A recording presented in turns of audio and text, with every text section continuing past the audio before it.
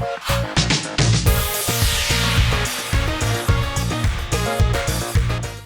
objective in this video would be to give you some ideas on how can you speed up your interview prep based on my experience working with some busy candidates. Okay, first tip I'd like to share here would be your elevator pitch.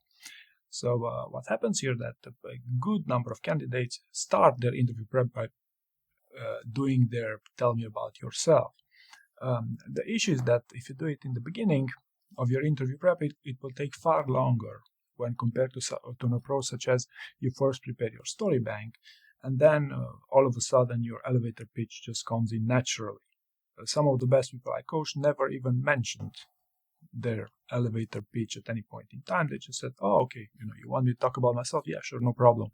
I could use a combination of my stories that are already prepared for the interview, right? And to give you another, maybe more convincing reason, the elevator pitch is no longer as asked as it used to, and it could be mostly to create an impression. And impressions only matter for screening rounds, and it's not as if your elevator pitch would make a great difference. Nobody's going to pay a ton of money because you have a great elevator pitch, okay, so to speak.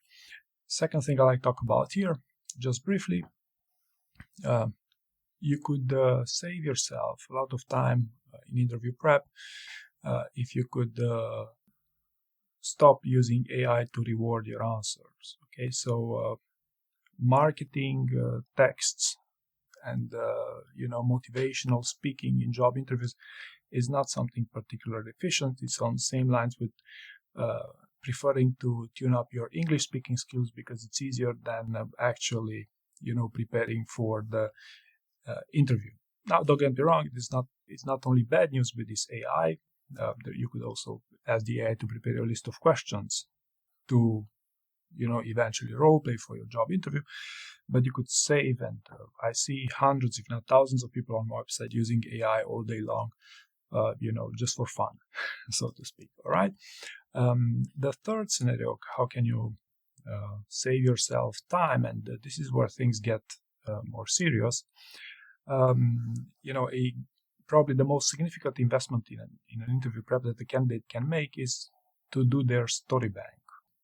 Okay, and not many candidates arrive to a story bank that's good enough by their own standards, right? So what would be some shortcuts you could take here to eventually streamline this process?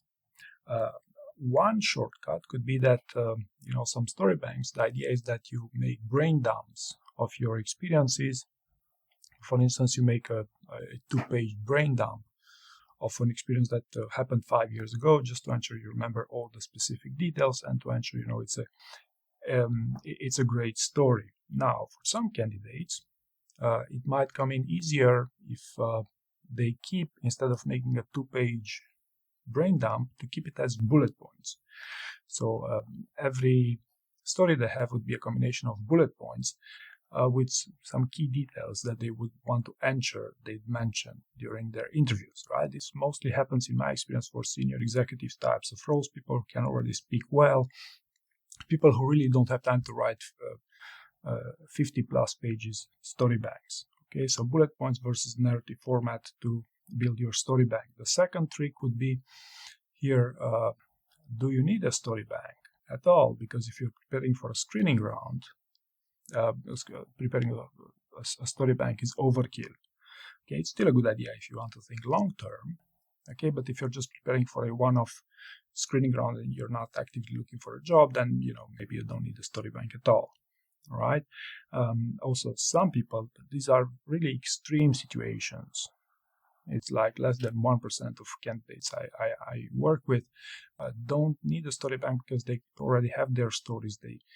I could feel this by role playing with them that they're pretty much good to go with interviews because they don't keep it as a story bank per se, but they remember very well and they spend time to remember very well everything they wanted to talk about in the job interviews, and they're great communicators.